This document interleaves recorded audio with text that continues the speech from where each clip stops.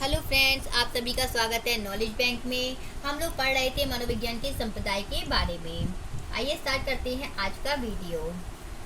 आपसे पूछा जाए मनोविज्ञान का सर्वाधिक प्राचीन संप्रदाय कौन सा है, तो आप बताइएगा संरचनावाद। संरचनावाद के विरोध में कौन सा संप्रदाय आया? प्रकार्यवाद। क्लियर। संरचनावाद और प्रकार्यवाद इन दोनों के विरोध में कौन सा संप्रदाय आया, तो बताइएगा व्यवहारवाद। प्रकार्यवाद और व्यवहारवाद इन दोनों के विरोध में कौन सा संप्रदाय आया, तो बताइएगा गेस्टाल्टवाद। लेकिन अगर आपसे ये पूछा जाए कि ऐसा कौन सा संप्रदाय है जो किसी के भी विरोध में नहीं आया, बाकी के जो संप्रदाय हैं वो किसी ना किसी संप्रदाय के विरोध में आए हैं, परंतु ये पूछा जाए कि ऐसा कौन सा संप्रदाय है जो किसी के भी विरोध में नहीं आया, तब आप बताएंगे मनोविश्लेषणात्मक संप्रदाय। कौन सा?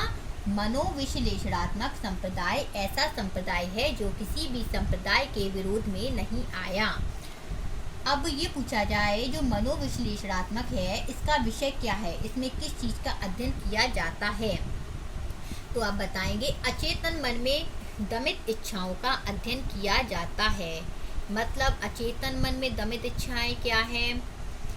यानी कि जो इच्छाएं आप चाहते तो हैं कि वो पूरी हो जाए, आपका मन करता है कि ये चीज़ पूरी हो जाए, ये काम मेरा पूरा हो जाए, परंतु किसी कारणवश वो पूरा नहीं हो पाता है और आपको अपनी इच्छा को छोड़ना पड़ता है, तो वो इच्छाएं आपके अचेतन मन में चली जाती हैं और तत्पश्चात कुछ समय के बाद वो किसी ना किसी रूप से उजागर अवश्य होती हैं। वही होती हैं हमारी अचेतन मन में दमित इच्छाएं। यानी आपने पढ़ा होगा सिगमंड फ्राइड, उन्होंने मन बताया है कौन सा होता है, चेतन मन, अचेतन मन, ये पढ़ा होगा, बताया था ना। तो अचेतन मन में वही इच्छाएं होती हैं जो पूरा करना चाहते हैं परंतु कर नहीं पाते। मान लीजिए आपको चाहिए एक न्यू कार, क्या चाहिए? न्यू कार, लेकिन हो सकता है आपके पास इतने पैसे नहीं हैं या फिर कोई समस्या एकदम से आ गई, आपको अपने रुपए खर्च करने पड़े और आप अपनी उस इच्छा को पूरा नहीं कर पाए किसी कारण से। आपने कहा चलो छोड़ो, जो ज़रूरी काम है वो कर लें, कार का क्या है, कार छोड़ दो, हम ऑटो से या बस से चले जाएंगे।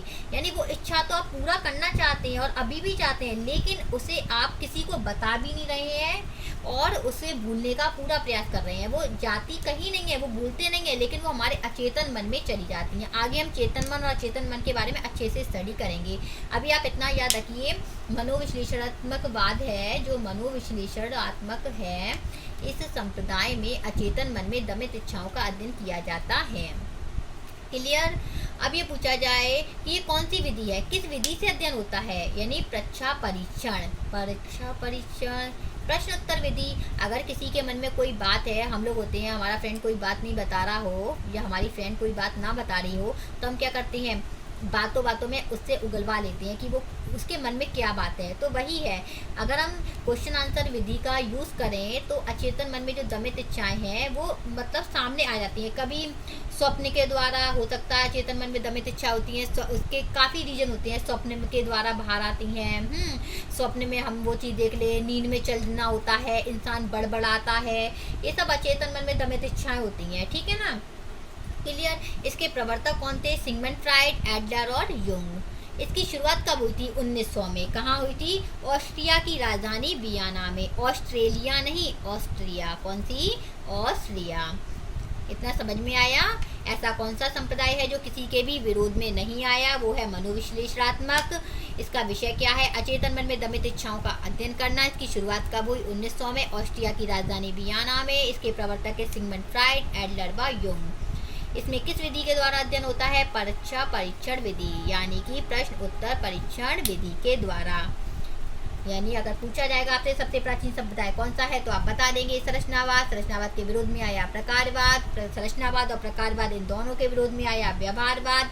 जबकि प्रकार्यवाद और व्यवहारवाद इन दोनों के विरोध में आया गेस्टाल्टवाद। और जो किसी के विरोध में नहीं आया वो है हमारा मनोविश्लेषणात्मक संप्रदाय। क्लियर। आपको समझ में आया? आई होप आपको अच्छे से समझ में आ गया होगा। और ना समझ में आया हो, कोई डाउट हो, तो प्लीज़ कुछ आप कमेंट करके हमें ज़रूर बताएं। पसंद आए वीडियो लाइक करें, कमेंट करें, शेयर करें और प्लीज़ सब्सक्राइब भी करें। Thank you.